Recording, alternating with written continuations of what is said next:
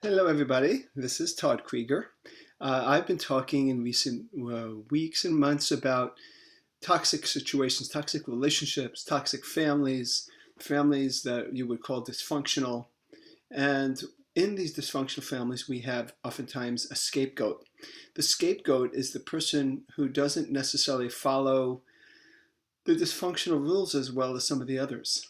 Kind of that's what happens with scapegoats. So the name of my talk is From Scapegoat to Goat. From Scapegoat to Goat. Scapegoat is someone who is the convenient person that everybody pushes all their flaws on that they don't want to look at in themselves. They don't want to take responsibility, or they don't want to grow. And so this person, typically, like I said, the scapegoat is someone who beats to his or her own drum, creates some anxiety in the rest of the family members, and instead of them dealing with it, they put the negative on that person, and that person oftentimes suffers being the outcast or suffers the ridicule or other negative consequences. Whereas the goat, and this is an expression, I honestly, maybe you've heard of this longer than I have. I didn't hear the word goat. Maybe the last 5 years I've been hearing it, standing for greatest of all time. We think of Tom Brady as the quarterback in the NFL. They say he's the GOAT, the greatest of all time. And I hear this all in sports metaphors. But what we're talking about here is how you could be the greatest you of all time. So we're going from being a scapegoat to the GOAT, the greatest you, in parentheses, of all time. So there are things in common between the scapegoat and the goat, which we'll go into, and there are differences. So I heard a person talking about that once, and I found that really interesting. So I want to go into that, my own version of this. When I'm working with people, I'm always recognizing that we are affected by everybody that we meet. And part of the problem is that if we grew up in a toxic, dysfunctional family, what that really means, and I've said this before in maybe different words, is that they needed you to be something other than what you were. You needed to be something that met their emotional needs. In a way, it regulated their anxiety or their pain. And so that you had to give up more and more of who you were. And if you did that well, then the family was all in. But if you didn't, I have a woman I saw in a few months ago was my last time I saw her. And I remember how in her family, it was all about letting the mother and the oldest sibling, the oldest son, oldest daughter, I should say, run the show. And everybody followed suit, the husband, the other siblings. And she did too, but she was miserable. So she started seeing me, and I helped her get happier, really. And how she got happier is she started tuning into her own voice. She started to look at what is right for me. Everything was about what was right for the oldest sibling and the mother. And even though she was a mother of young children, and she had to adapt and adapt and adapt, and finally she got tired of adapting, but she knew the price she would have to pay, and she paid it.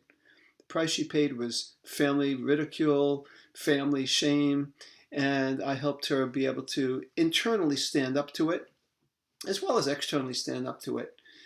But she was definitely a scapegoat, and it didn't just start like right before she saw me. This was a continual thing. She was the one in her family that kind of got away. She was the one that went to higher education, and they even have a negative attitude about that. She's the one that there were some other things I can't remember, but there were things that she did that were not going along with the family rules, and so she had paid for that.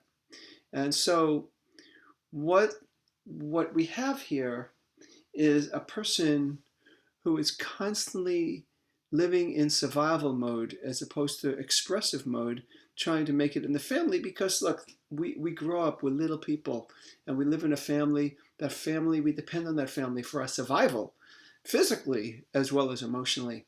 And so to be able to break away from that means that you at least need to have some sense of security elsewhere. Oftentimes you can't just break away with no safe place to land, because supposedly family is the place that you have to land. And in healthy families or functional families, basically what that really means is that as you grow, as you develop, as you, I would say, differentiate and become your own person within the family, that the family is able to be open to your being your own person. So that even though you're still a part of my family, you're your own person.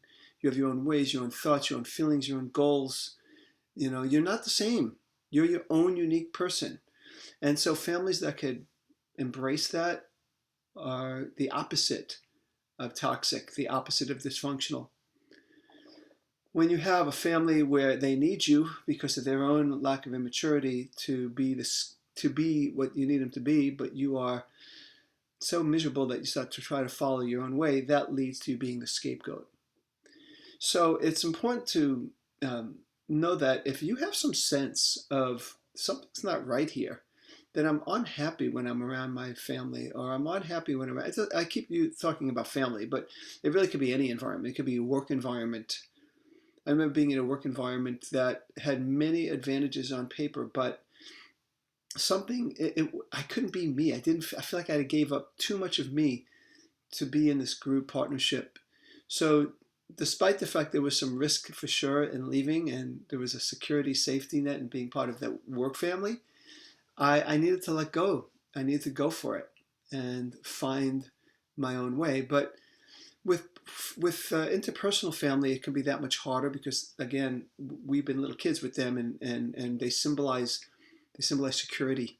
So to leave that and to really follow our own drumbeat is difficult until we find our people. Those people could start with a therapist, but it could be a support group. It could be friends.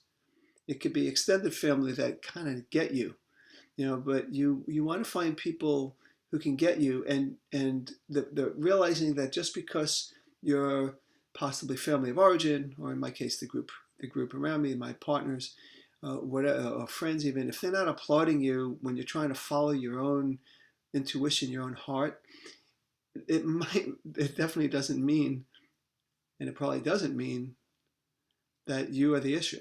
It might be that you serve the purpose for them, and that purpose isn't working for you anymore. So now, as you find these other people, it can help you begin to take a stand, because when you become, instead of the scapegoat, the scapegoat, in other words, you get to escape from being the scapegoat, you escape the hold, your family, or this, whatever the system is that had its hold on you, you have somewhere else where you could go. It's really hard to do this alone. And I've helped many people, even if they just started with just me as a therapist. But it's helpful to have a therapist that is helpful, but it's also helpful to have a support group that's helpful of some kind. And then you could be the greatest of all time of you, because you start to find that even though you could still be part of a group, hopefully a functional group, you now have room to express yourself, to ask questions about you. Where do my needs fit into this universe, into this world? What is it that I want to do for my career? What is it, what's my sexuality? How do I feel about, really feel about things that may be going on in the world? And it goes on and on. What do I want to try and explore and experiment with in terms of hobbies or activities? So it could go on, but to be interested and to follow your own energy. Like, if it makes you feel alive, it's probably a good thing. It's probably a good thing. And so when you're around people that you feel uplifted about, it might mean that it's because you feel free to be you. That's how you become the greatest you of all time. You continue that process. And as you do that, you start to have more and more faith that, wow, maybe there's more things. And you start to enjoy the questions about who you are. And you don't cling to the familiar, which your dysfunctional family probably needed you to do. You're opening up to the unknown more and more. And that's where your answers are. That's where your aliveness usually is trust the unknown, following your healthiest impulses, and taking chances, smart chances maybe, but taking chances. So what you have in common, whether you're the scapegoat or the goat, is that in both cases you're beating to your own drum, but in one you're getting pulled down by a dysfunctional group, and in the other you're being uplifted by a supportive group as well as your own increasing confidence. So enjoy beating to your own drum. That's where it's different. You get to feel more alive. So where it's the same is you're still beating to your own drum, but where it's different is you embrace your difference. You embrace your uniqueness. I encourage you to go for it and see where your life leads.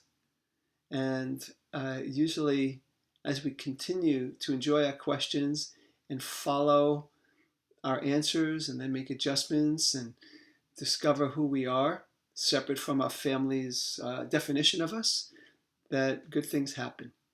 So that's what I wanted to say about going from scapegoat to goat.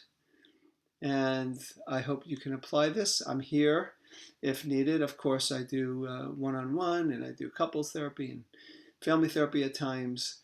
And please follow some of the other related blogs that I have on my website.